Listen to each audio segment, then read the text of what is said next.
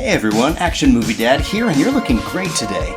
Welcome to VFX Side Quest, where we create something fast and fun. Now take my hand, won't ya?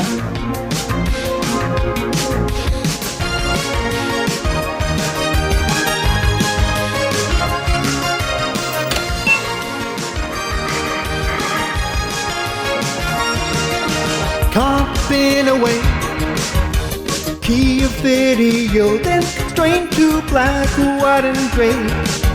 Replace them with some scribbly pencil in various shades. I'm just trying to avoid some roto fake drawn me. Make me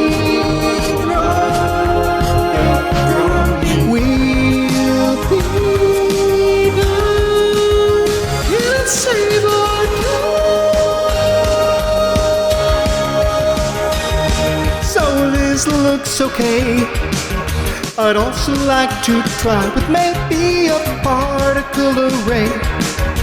Layer maps with custom rotation. Hey, look at me. I look better as a graphite drawing. Fake drawing. Hey, free car. Check the link. All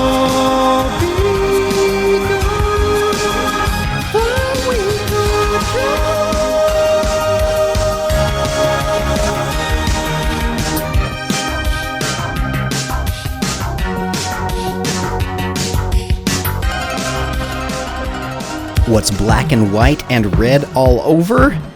My blushing face after singing an After Effects lesson.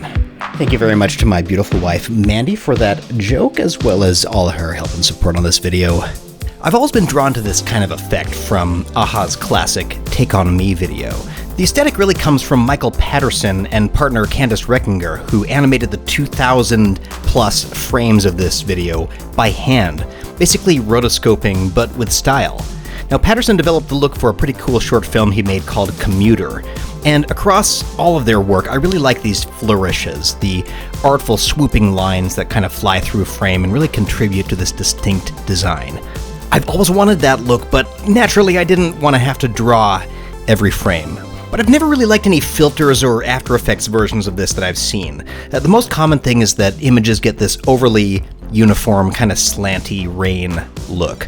So I played with this effect a lot over the last little while, and it's one of those things that you can just tweak into oblivion. So go ahead and download the free template. After taking a step back, here's what I learned. The first two steps are simple enough. Footage here, keyed footage here. Now you're going for visually simple, so people, faces with simple clothing and lighting. Then we move on to Comp 3, where the image is broken into 3 tones. Now here's where you can see how well your image translates to a stylized palette.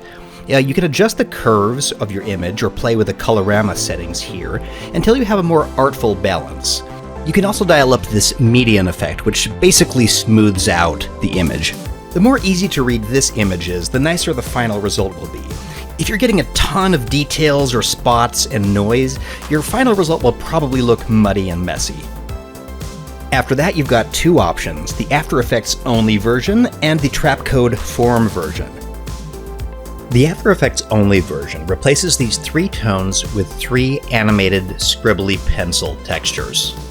I knew I really wanted some realistic textures if possible, so I hand drew and then photographed these graphite sprites, if you will.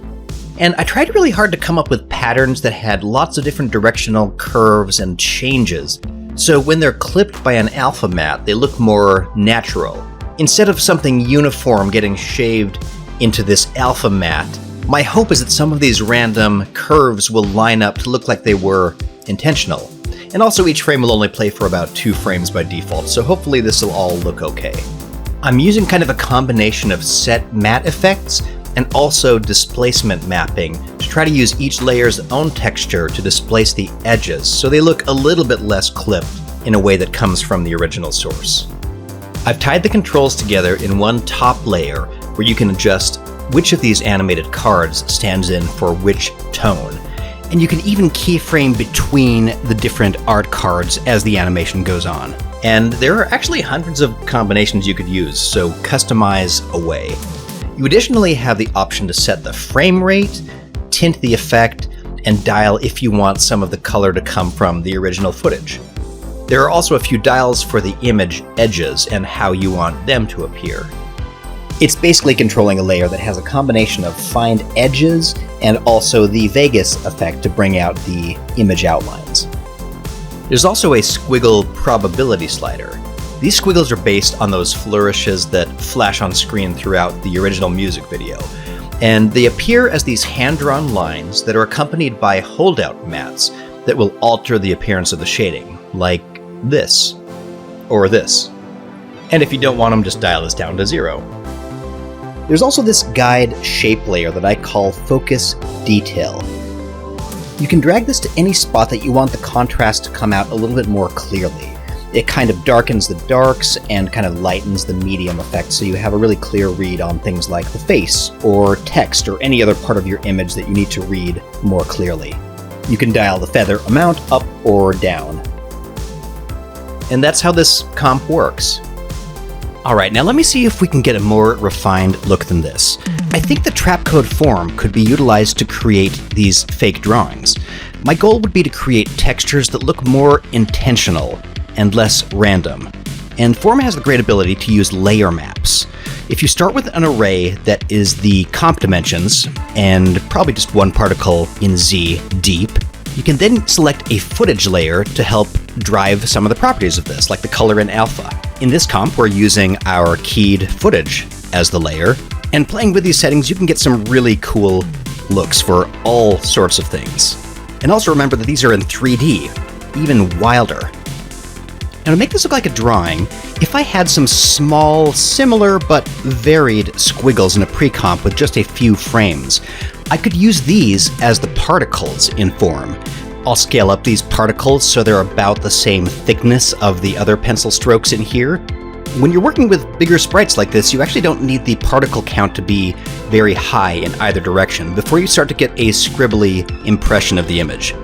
Now, because these sprites are a dark gray, they don't actually multiply on top of each other, which is technically the way that graphite works. It doesn't get darker, just denser as you scribble more on there. Now, if you wanted to, you could always choose to colorize these sprites, either a custom color or from the footage layer to get kind of a mix of light and dark strokes, or you could use the screen or additive blending mode with those original gray strokes and then invert the result. And that'll be kind of the equivalent of multiplying. You can also always modify the layer map itself. Just don't forget to select effects and masks in the layer selector. Like an interesting shading experiment could be to apply the set matte effect to this original keyed footage, pointing to its own luminance and then inverting. So the lighter areas are semi-transparent and the darker areas are more opaque. We can tell Form to pick this up, and then you get a result that has kind of lighter strokes in the bright areas and darker ones in the dark areas. And I haven't really used this function before, but you can also use layer maps to affect rotation. This is amazing for a situation like this because we can get these results that have a nice swoop to them based on the tones of the original footage. Now, watching the playback, you can see that we have succeeded in creating a texture card that has unique levels of intensity and rotation based on our original footage. And if we add back in some of those tricolor mats that we were using before, we can get really awesome results. Like this wacky thing looks amazing when clipped to the darks. This can all lead to some really, really fun results. So here in our trapcode template, the setup is a lot like the After Effects one we just went over. However, the comp defaults to having all of these random textures turned off to begin with. And below we have these 3 different trapcode form renders that all layer together to create this.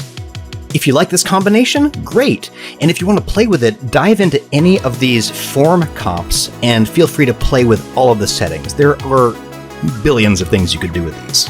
Now, I will admit that these 3 systems all rendering at once may feel a little slow depending on your computer, but as far as I'm concerned, it's really worth it for this awesome look. So basically, within the trapcode template, you still have the option to call on any of those other random textures we had before and mix and match them with form or come up with your own totally unique look. Your sketchified result has the option of its own alpha if you want to take your comp further, or you can also render it over white.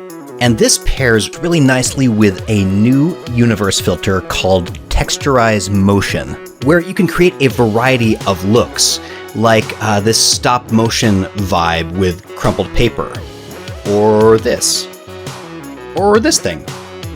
Just make sure that you match your animation speed with your frames per second. Well, it's been fun talking away. I don't know what else to say, so what are you waiting for? Go grab the template, make something awesome, and then please share your results with us. I love seeing what you all create. And if you like learning and visual effects, which I hope you do, come hang out with me and Seth Worley live every Friday morning on our show VFX and Chill. Every week we kind of tackle something different and crazy with the help of you, the live audience, and so it'd be a lot of fun if you were there to ask questions, give suggestions, and we can make all sorts of cool stuff together. Thank you so much again for stopping by. We love you, and I'll see you soon.